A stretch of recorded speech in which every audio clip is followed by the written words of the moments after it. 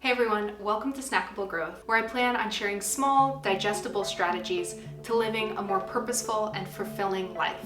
So as an intro to this series, I want to talk about self-growth as a core principle for our life, versus just a casual concept that we only fleetingly think about. I fundamentally believe that there is nothing more important or more valuable than your desire and diligent focus on self-growth. But I'll admit, this isn't something I was always aware of. For a long time, I felt unsatisfied. I wasn't depressed so much as I was just disappointed. I felt the pains of routine in my life, and to be honest, I felt like I was just a drone in formation.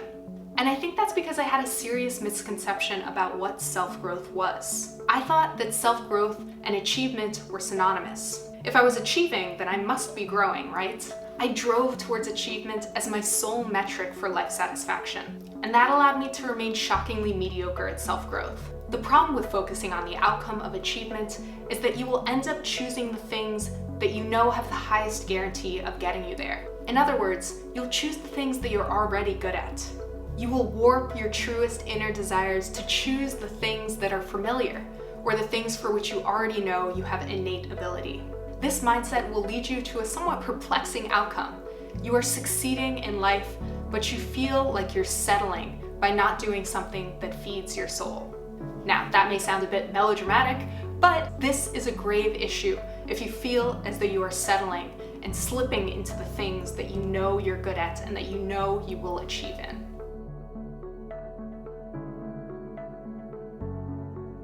So, how do we fight this tendency? How do we get ourselves to resist the temptation of achievement in things we know we can achieve in versus going for a more authentic self-growth in the things that we really want to achieve in? First, we need to make sure that our self-growth is not stifled by self-doubt.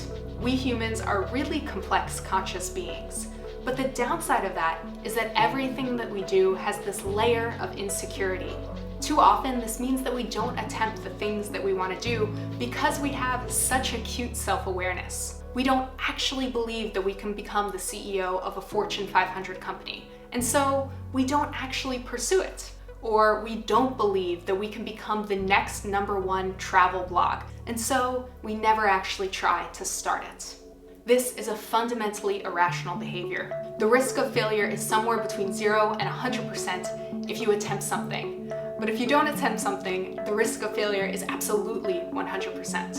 And so I think in order to combat it, we need to adopt a mindset that almost feels similarly irrational. We must have a delusional streak, particularly for the things where we have interest but not yet ability. This will allow us to drill through our insecurities and pursue our deepest desires with certain bravery. My second suggestion for holistically embracing self-growth as a mindset is to really reframe your life as a set of parallel work streams. We all need to put food on the table, and so we shouldn't discredit the value that stability brings. As an ex-gamer, I tend to think about it a bit like a video game. Some of the best RPGs, or role-playing games, are structured with a main quest and then a collection of side quests. What many people find, as I did, is that the side quests are often way more fun than the main quest. You actually don't have to choose. You can do them in parallel. At all times, I really think we need to have things on the side that we are questing for in parallel to the things that actually put food on the table. Our goal then is to start slowly investing more and more into our side quests. This is so important. Do not let your life pass by without putting in the time, the work, the energy, and some of the obsession into your side quests. If you do that with consistency, you give them a fighting chance to become your vocation. You will actually be crafting your dream main quest.